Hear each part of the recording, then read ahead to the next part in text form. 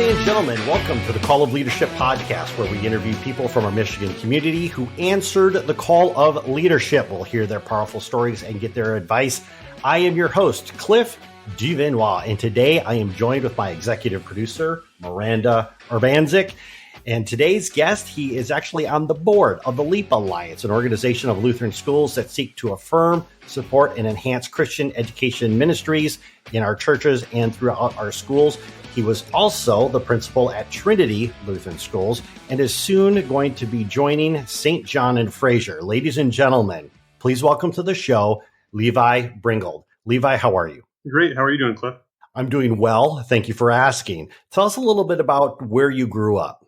Sure, absolutely. I have an interesting upbringing, I guess, in the sense that I was actually born in Germany. My dad was in the Air Force, and I got to be part of that for a couple of years in Germany. And then we moved to Louisiana. And then since my mom and dad were born and raised in Reese, Michigan, they moved back to Reese. And that's kind of where I've stayed until now, I guess. Excellent. Now, you grew up in this area. Where did you go to college and what did you study? Yeah, I went to college at Saginaw Valley State University while taking some classes at Delta in the spring and summer between 2005 and 2009. And I went into education with a major in history and a minor in psychology, with also a double major in social studies as well. And I think that kind of became a passion of mine just because I loved working and impacting the kids that I get to deal with. I did a lot of coaching at that time. I wanted to continue to impact kids and students throughout the next generation. And that's what I hope to be doing the rest of my life in some kind of way. Sometimes with teachers, they always have that one person that inspired them to become a teacher. Did you have such a person in your past? I was blessed to have a couple of teachers like that in my life. I think one of those people were in third and fourth grade when I had Mr. Ron Coip. He was one of those teachers I looked up to as someone that kind of pushed me to do something. Mr. Bob Schlickbeer was another one. And then in high school, Mr. Dean Fierce was a guy that really loved and had a passion for history. And that's what gave me my passion for history. And I really just wanted to know more and more about history and kind of how we ended up here and how we can kind of change and shape the future. Excellent. Now, were either one of your parents, were they teachers at all, or did you have any other teachers in your family? No, the only other person that was a teacher that I can think of was actually my uncle, Mike Bringold, who's my dad's brother. And he actually went to be a clown in the circus for a while, went in the Air Force, and that's kind of how he retired. So he still makes balloons up in Anchorage, Alaska today, I believe. Oh, that's cool. Yeah. You graduated college, and from there, what did you do after you got out of college? Where did you work? Well, through college, I was working at Zender's, and it was a great place to kind of help pay through college. It was a great place to learn how to deal with people and how to work with people. And then when I got out of college, I got a job at Trinity 2 weeks before school started in 2009. It was a pretty interesting, just a fast thing. I was actually working on becoming a car salesman because there's so many teachers, but not enough teaching positions at that point. I actually applied for a position where there was about 450 teaching candidates. So I was really surprised and very happy to get a teaching job just 2 weeks before school started that year. Mrs. Jane Dorman, she called me just 2 weeks before, and that's how it all started, I guess. So if you had your college education, and I know you said that trying to get a job in Michigan was a little bit tough, but with your college education, what made you decide to stay in Michigan versus venturing off to another state to perhaps teach, or even another country? That's a really good question. And those are the things, I guess, that we were thinking about. At that time, I was married. I got married at 20 years old to Deidre, and she was finishing up her nursing program that December. So if I hadn't got a teaching job by next year, we kind of had made the decision we'd go to one of the Dakotas or one of the Carolinas because they had signing bonuses at that point. So if we wouldn't have had that teaching job and nothing looked very promising for that following year, very, very likely we would not be in the state of Michigan at this time. Now I have Miranda, my executive producer here, and she's going to ask you a couple questions. Sure. In your free time, you like to write. You have even written a book. Why did you pursue teaching and not writing? That's a great question, Miranda. And I think one of those, or the answer to that is, I still like to write. And I think that that's still a passion of mine. And I still want to do that, maybe even as a full-time thing eventually. But right now, I know that teaching pays the bills. And I don't think writing could pay the bills for me. Not quite yet, anyway. Did you going to Trinity as a kid have any part in your decision to work there? Did you ever think you'd work at your elementary school? That's a great question. I really took the job at Trinity because that was the only opportunity I had for teaching in 2009. I really honestly never thought I would be teaching at Trinity or even a parochial school at all. When I first graduated from Saginaw Valley State University, I thought I'd be a high school history teacher and I'd be able to retire being a high school history teacher. but God had other plans for me and put people in place for me that kind of shifted where I went. And I mean, it is kind of one of those calls where just, yep, you're going to be at Trinity 2 weeks before school starts. And that's where I've been able to do a lot of the stuff I've been able to do, is just timing had everything to do with that. So nothing to do with me as an elementary school teacher there. I remember going to school there with my wife and, writing those little things on the bottom of those trophy cases with, Deidre plus Levi equals love or whatever. So those are still up under the trophy cases up there. Good, bad, or indifferent, that's there. But I never thought I'd go back to the school after. Not in a bad way, just because that wasn't my expectation. So Cliff, I'm not sure if you need to edit that or not, but. No, you're good. Okay. Nope, your answer was spot on. Don't worry about it. You've landed a teaching job at Trinity, and at some point in time, you made the decision to get into administration. What was it that inspired you or called you to get into administration? When I first started teaching, I don't think I ever wanted to be an administrator because I saw the stress they dealt with on an evening and nightly basis almost, or daily basis. What pushed me, though, was I attribute a lot of this to God because he's the one that I think moves things and helps us go to where we need to go. And he put certain people in my life that kind of started to guide me and say, maybe you should think about administration. So just a couple years after I started teaching, I went back to Saginaw Valley State University to get my master's degree. And I really started thinking a lot about becoming an administrator. And as the process continued, by the time I graduated in 2014, I knew I wanted to be an administrator in some kind of way, shape, or form. But that's not my original intentions were. I just thought I could maybe make a larger impact being the leader of a school than as a teacher. Teachers are great and they're fantastic, but you need someone to kind of change that culture and move that culture. And I thought that maybe I could do a good job doing that, possibly. And so you decided to go back and start getting your master's degree. What did you get your master's in? I got my master's degree in educational leadership, and it comes with a principalship too. So I could be a principal K through 12. And actually, I had Miss Adele Martin was one of my teachers at Saginaw Valley State University, and that worked out really well. So now I know she's the superintendent over at Frankenmuth today. We actually had her as a guest on the podcast, episode number 3, and she's definitely doing a lot of good things over there in Frankenmuth School District. Absolutely. So when you talked before about having an impact on the culture of Trinity Lutheran schools, could you expand a little bit on when you became the principal over there? What were some of the cultural changes that you made or that you implemented? Sure. I think that Mrs. Dorman did a great job making a family atmosphere at Trinity before I was there. And what I was trying to do was trying to maybe integrate technology a little bit more in classrooms, trying to make a family feel for the non-members that come in outside of the school, just trying to make it look like a place that's growing and excited to be there for school. And I think that that's the kind of school we have today. We have people, families that are really excited to be at Trinity because it is one of those places where you can learn and you can grow and you can kind of just, that education, you can tell the teachers are very excited and enthusiastic about what they're doing. And that's the kind of culture you want at a school. Not why do I have to be here? It's I get to be here. How can I impact these kids today? And it's interesting that you mentioned technology because this is going to kind of lead into my next question. As we are recording this episode, we are in the COVID-19 stay-at-home mandatory stage right now. And when this first happened, when all of this, going back probably about a month, maybe 6 weeks ago, when this first happened and schools were closing, a lot of businesses were closing, they were telling people to go home and students were being told, you're going to go home for the next 2 or potentially 3 weeks. And a lot of schools out there, they sent their kids home and they said, let's see what happens. But you took a very different tact. You actually said, hey, let's get in front of this. And you implemented online education virtually overnight. What made you decide to do that? That's a really good question. Yeah, no, on March 13th, I remember that was going to be the last day of school we had before those 2 or 3 weeks were going to be implemented. And by looking around the country at that point, it looked like it was going to be longer. And when we came back on March 16th, that Monday, I wanted to be able to have classes. I wanted to be able to have education for those kids. We wanted to do what was best for those kids today.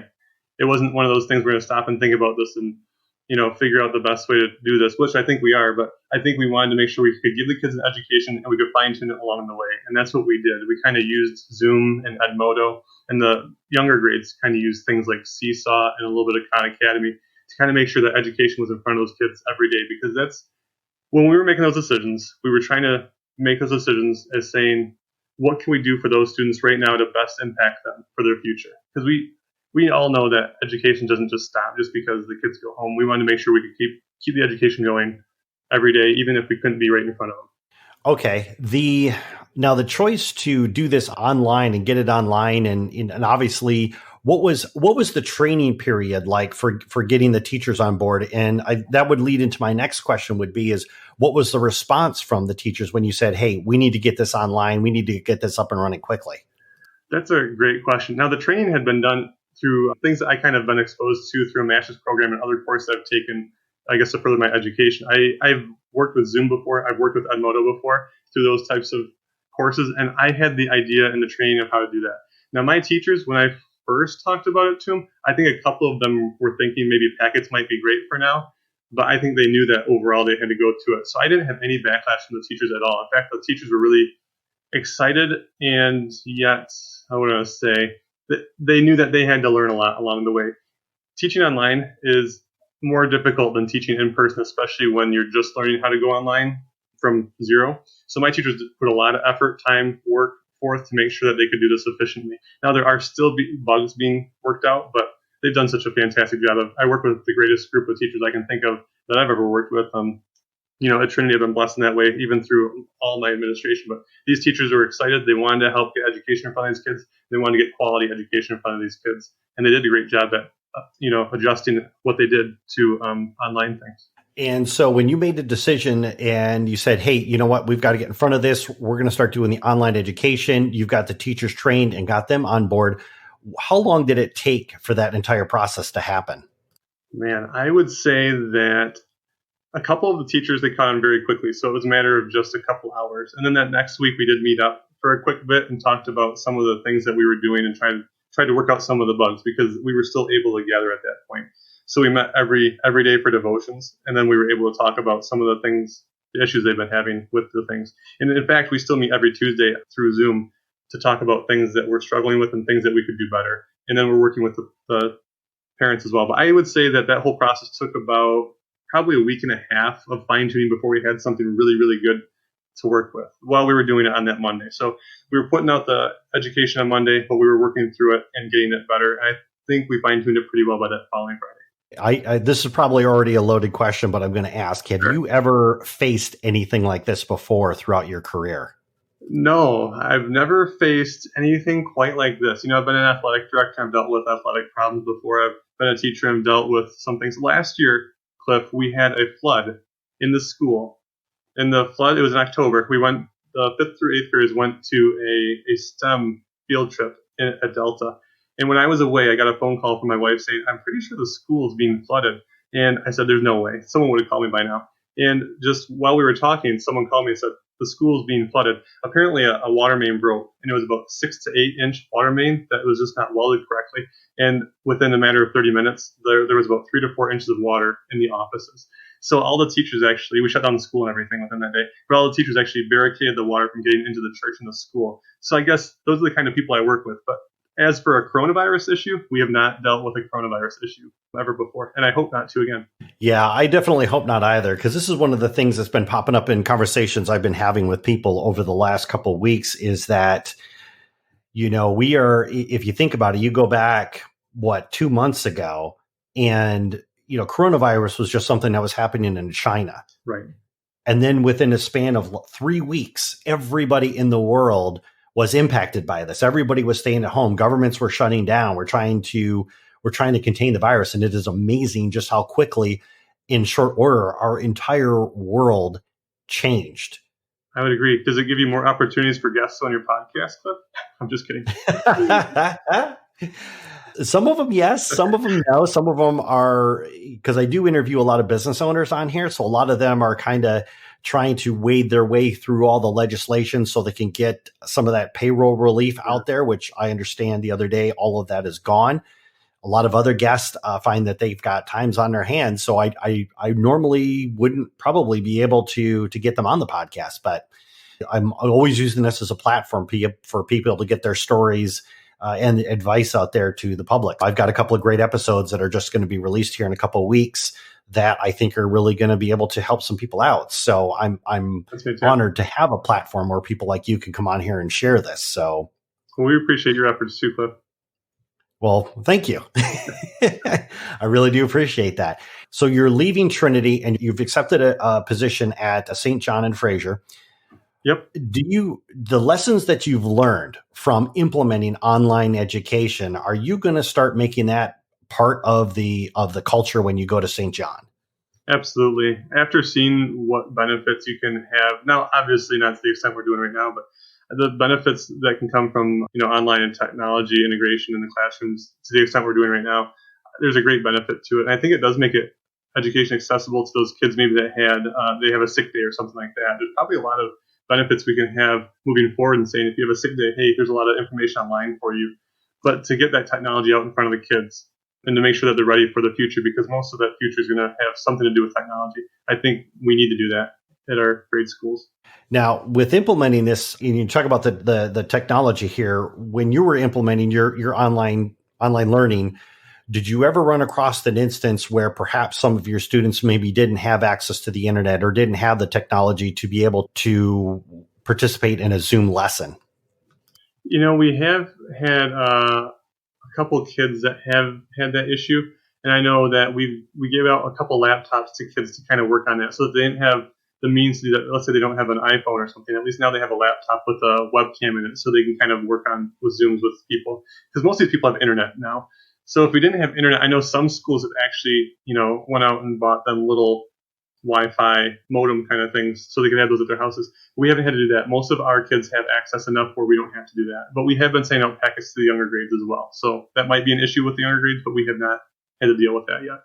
That's really good. And with regards to the technology, because I know you mentioned before Zoom and Seesaw and a couple of other platforms, what made you decide to start working with those? Zoom is something I actually just was exposed to in a course I was taking, and it just seems so easy because all you need is a link. You don't need to download an app if you don't want to. You don't need a specific you don't need an iPhone, an iPad. You don't need to have a Gmail account. All you need to do is be able to access internet and type in the web browser zoom.us. If you can do that, you can join a Zoom meeting, and that just seemed really easy. And then Edmodo is a great way to kind of have the kids put all their classes in one spot. So that's what we did with our 5th through 8th graders, just because there were so many classes that we wanted them to kind of continue. So my 7th and 8th graders in particular, I believe they have probably 6 or 7 classes that they kind of watch throughout the day, and it sends them alerts and notifications of what they do. So those are the 2 that we went to just because they were they're easy and they're kind of universal in the sense they can kind of just get everyone on the same page at the same time. I know that Google has a lot of good stuff as well. That's actually really good, and I'm always curious as to, because there's so many different platforms that are out there that are available for people to use, and so I'm always curious as to what the criteria is for someone like, let's say, in your position to say, you know what, Zoom is the best video platform for us to be able to see each other face to face, or Seesaw is the best platform for our younger students. So was this something that when you were getting your master's degree at SVSU, is this something that you covered while you were there? Some of the stuff are, some of those things we did cover when I was in my master's program. I'm also in a doctorate program, and that kind of exposed me to Zoom. So that was kind of helpful as well. So just a couple of things that I guess through one course or another has been really beneficial to me in different ways. Once again, Levi, you are holding out on me. You're a YouTuber, you're an author, and now you're getting your doctorate. Well, I don't know. One step at a time, Flip. One step at a time, I guess. I just want to conquer the whole world, but I'm not sure which way to start. You don't have to quote that either. I don't know. You can do whatever you want with that. Oh, that's awesome. That's great. Levi, if anybody wants to connect with you or follow you online, what's the best way for them to do that? I think the best way to contact me would definitely be through either Facebook or LinkedIn. Those are 2 platforms that I use quite regularly. I don't use Instagram or anything like that at this point. And, if I do start reviving my YouTube account, I'll make sure that's out there as well so people can follow that. Awesome. Hey, Levi, thank you so much for being on the podcast today. I really do appreciate it. Thank you. Thank you, Cliff. Have a good day. Dear Mr. Bringold, thank you for being a wonderful teacher and principal to our entire school. You make us laugh and are an inspiration to all of us. We will remember your cheesy sense of humor, kindness, caring, and positivity on a daily basis. We know this is an amazing journey for you, which you will excel at from day one. Your family and you will be greatly missed. Please stay in touch.